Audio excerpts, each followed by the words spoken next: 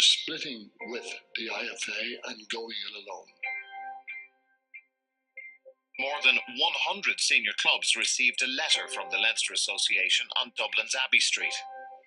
Now, the letter asked the clubs one simple question, and it was this: is it in the best interests of football that the association should continue its connection with the IFA, which was a huge ask because it could potentially mean no official league, no official cup competition, and no international call-ups for the club's players?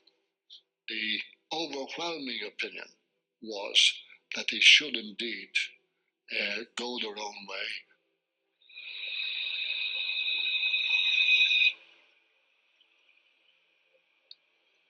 In August 1921, months before the Anglo-Irish Treaty was signed and civil war broke out, the men of the Leinster Football Association made their move towards independence by creating the Football Association of Ireland.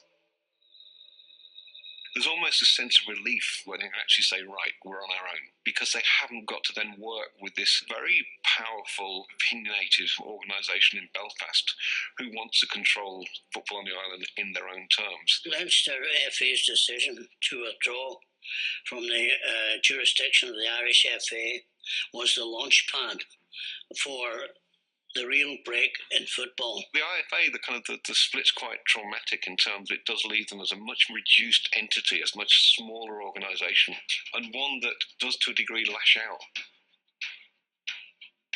It was the only sport prepared to take the risk of going it alone in uncertain times. The Free State was standing up to the Empire, and the new Football Association of Ireland was taking its own independent path. In a way, the very partition of soccer in Ireland allowed the Football Association of Ireland an opportunity to present itself as the emblem of the state. Soccer offered an opportunity to present the idea of Ireland on an international stage. The state seeks out crutches to support itself on, to lend itself credibility, but also to steady itself and gain stability. Recognition was the key to survival, but there was no way on earth that the IFA in Belfast or the FA in London would recognise the new Free State upstart. There was only one place to turn, an organisation that was barely a teenager itself, FIFA, the world governing body. It went to FIFA and sought recognition from FIFA for its existence as a separate organisation. And in support of that, it got the government, through a letter from the Minister for External Affairs, Desmond Fitzgerald, Garrett's father, to write a letter saying that it was supportive of this act and it acknowledged the integrity of the Football Association of the Irish Free State. That government was obviously anxious and supportive of any attempts by any Irish organisations to achieve independent standing internationally. And I think it's absolutely critical for the Free State in 1922 that football announces itself. An independent Ireland has become, in footballing terms at least, a reality. That was an aspect of Irish history that has been badly underplayed in terms of gaining recognition for, what is that flag up there? Who are they? Oh, they're independent now. FIFA had recognised the Free State's existence, and Belfast weren't one bit happy. The IFA are appalled the speed with which FIFA accepts the Free State into the footballing family. They lobby FIFA from day one not to recognise the Free State as a footballing entity. They lose that battle. That FIFA's historically always been very good at recognising new nations and recognising them quickly. And what they do is, while they can't do anything about FIFA, is they work very, very closely with the authorities in England, Scotland and Wales, if you like, the home nations, to exclude the Free State, so that there is no matches between a Wales and a Free State, or a Scotland and a Free State, or an England and a Free State. And God forbid there will never be, kind of in that mindset of the 20s, a fixture between Northern Ireland and the Free State. The IFA in Belfast still had the right to call their team Ireland and could still pick players from the entire island. If you think about finance, if you think about the idea of winning, the most important games the Free State could play would actually be against those home nations to beat the old enemy, and you're going to get more people who are going to want to go and watch the Free State versus England than pretty much any other fixture you could imagine. And yet that was closed to them. For simple financial survival, the new Football Association of the Free State needed to play games, so they decided, quite sensibly, to look for a compromise. The two associations from the North and the Free State would meet a number of times over 9 years, initially in 1923 at the Lime Street Station Hotel in Liverpool, along with delegations from England, Scotland and Wales. Details of those meetings have only recently come to light. According to the minutes, the first meeting was called to straighten out matters regarding football in Ireland. The Free State delegation suggested this: let's recognise both associations, North and South, but in order for the whole of Ireland to take part in home internationals, the selection committee should be made up equally of Belfast and Dublin members, and international games should be played alternately in Belfast and in Dublin. Now, that was just not agreeable.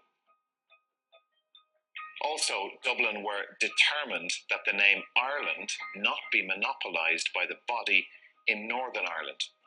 They had voluntarily changed their name to the Football Association of the Irish Free State, so they suggested that the IFA change its name too, perhaps to the Northern Irish Football Association. Now, that certainly was not agreeable. These same issues were raised again in 1925 and in 1932, when North and South almost shook on it, until a minor technicality about the number of seats on a committee ended up in a shouting match. At the end of the day, they just didn't trust each other. The attempt at compromise failed. The status quo would remain. The IFA remained the Irish Football Association. Only they could call their team Ireland, and only they could pick players from the entire island. The Free State Association would be recognised, but could only pick from the 26 counties, and could not call itself Ireland, and it could not take part in the home internationals. It was up to the Free State to find matches where they could. You know who were the only ones to offer? Glasgow Celtic. The only chance of the Free State getting a proper international game was the 1924 Olympics in Paris, which was of course amateur, and that ruled out most of the best Irish players. So the Free State Association hit the streets. They put ads in papers, they asked for CVs, they asked their applicants to name their best position.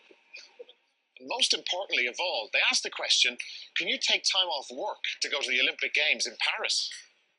The Free State team went to France, beat Bulgaria and qualified for the quarter-finals.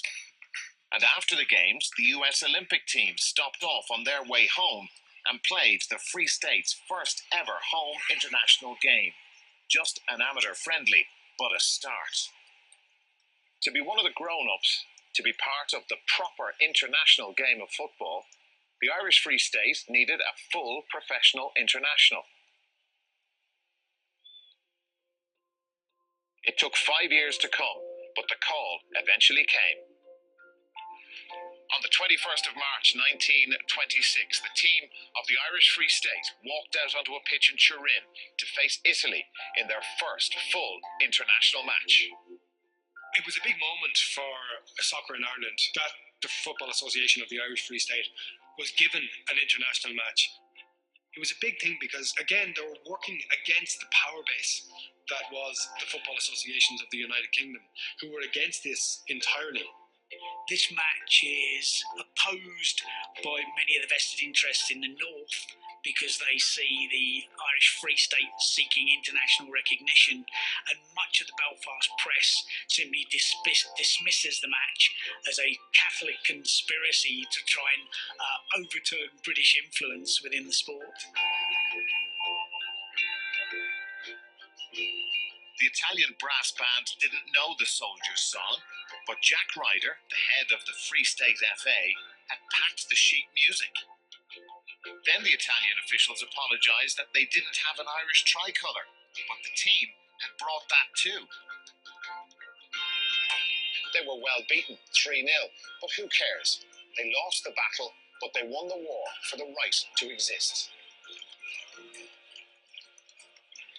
There is that kind of psychological moment where 11 men dressed in green standing underneath a stand where the Irish flag is flying in its glory. I think it was symbolically very important. Visual evidence matters. You can look up and you can feel a surge of pride. These are your 11 men in green who represent you, the nation. For a crowd in a ground, this is Ireland writ large. A year later, they played the return fixture here at Lansdowne Road. In the programme, the home team played not as the Free State, but as Ireland. Now that was going to ruffle a few feathers.